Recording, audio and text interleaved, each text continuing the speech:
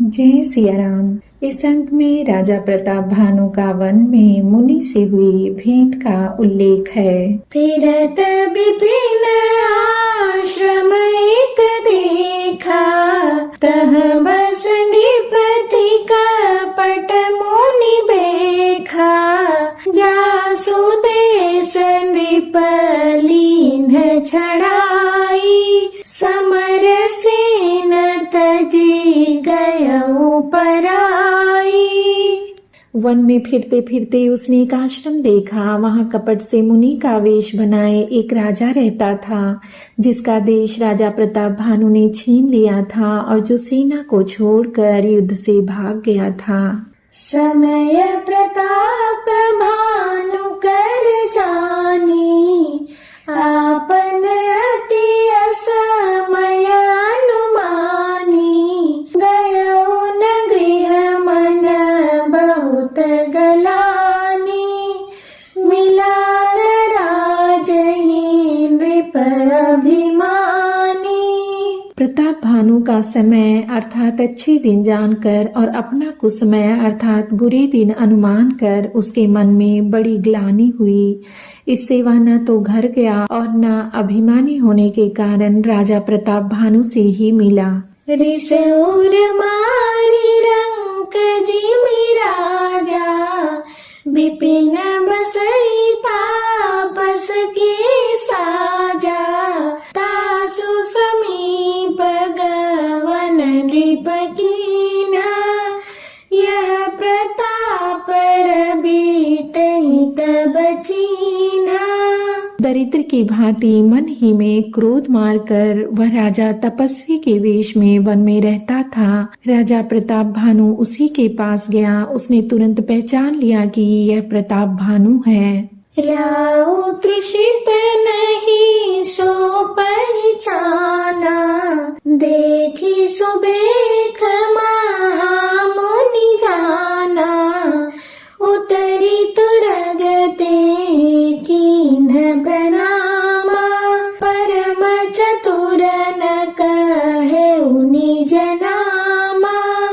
राजा प्यासा होने के कारण व्याकुलता में उसे पहचान न सका। सुंदर वेश देखकर राजा ने उसे महामुनि समझा और घोड़े से उतरकर उसे प्रणाम किया, परंतु बड़ा चतुर होने के कारण राजा ने उसे अपना नाम नहीं बतलाया। भूपति तृषित बिलोकितेहि, सरबरु दीन देखाई। मज्जन पान समेत हय, कीन्ह नृपति हर्षाई।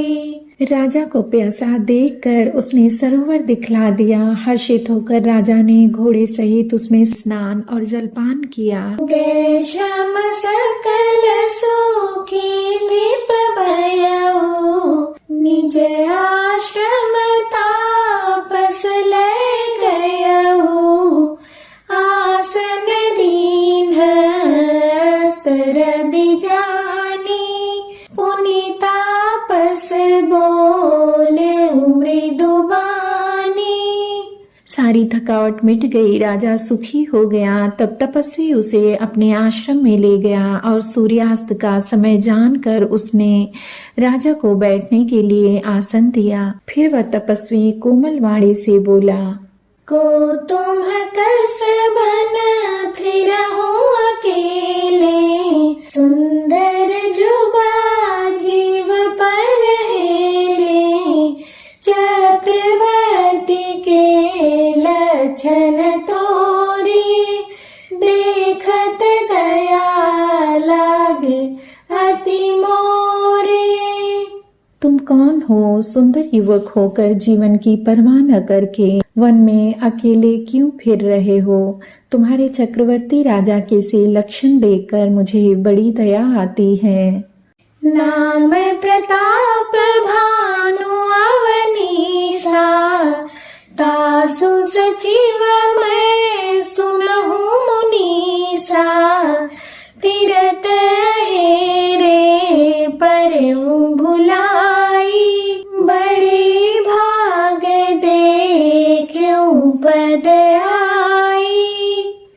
राजा ने कहा, हे मुनीश्वर सुनिए, प्रताप भानु नाम का एक राजा है, मैं उसका मंत्री हूँ।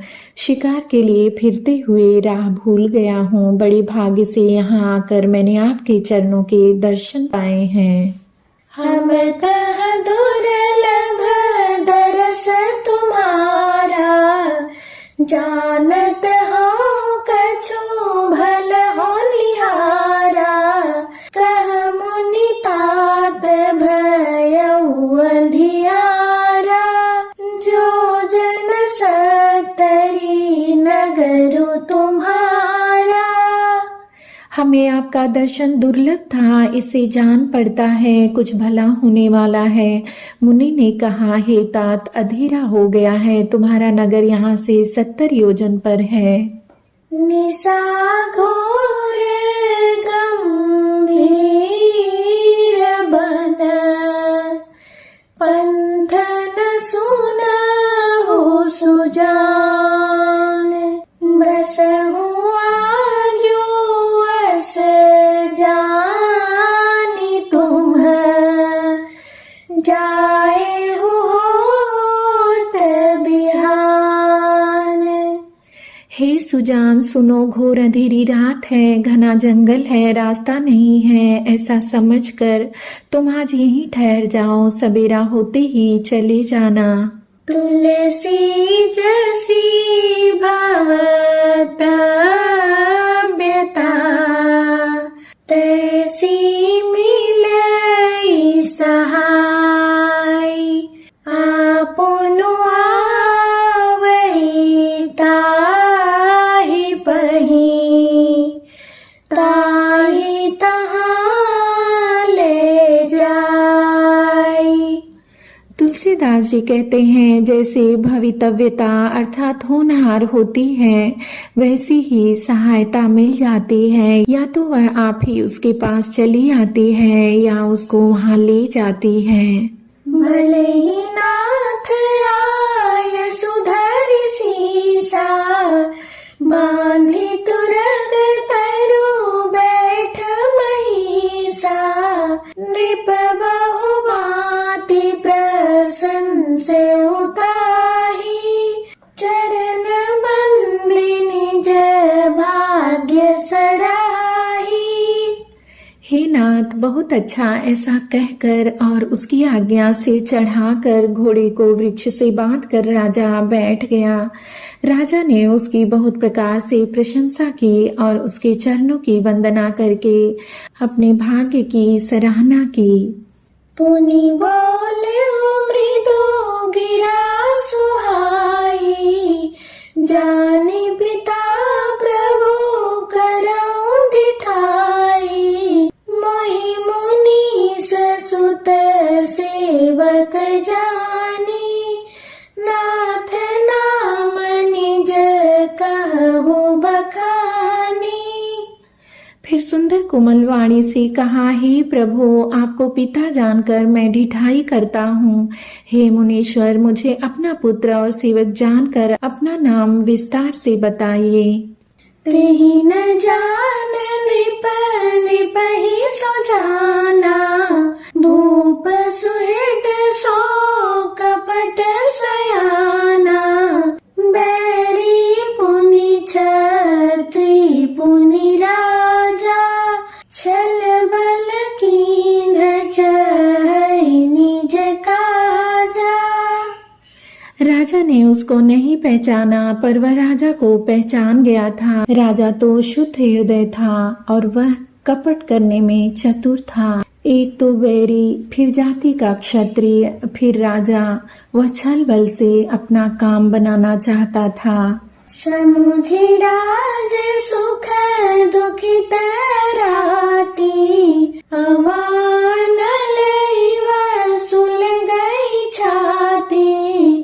सरल बचन नृप के सुनि काना, बयर समारी हृदय हर्षाना। वह शत्रु अपने राज्य सुख को समझ करके अर्थात स्मरण करके दुखी था। उसकी छाती कुम्हार के आवे की आग की तरह भीतर ही भीतर सुलग रही थी। राजा के सरल वचन कान से सुनकर अपने वैर को याद करके वह हृदय में हर्षित हुआ।